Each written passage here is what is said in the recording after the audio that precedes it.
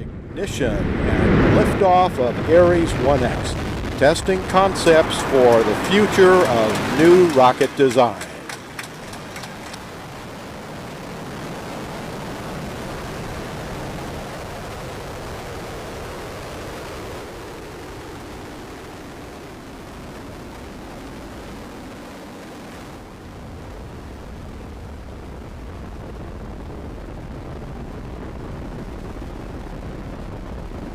Altitude now 2 miles. Vapor pressure now tapering off as designed. The vehicle is aligned itself with the planned trajectory.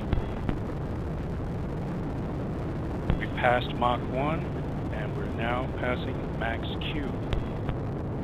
We have our Max Q system ID maneuver PTI engaged.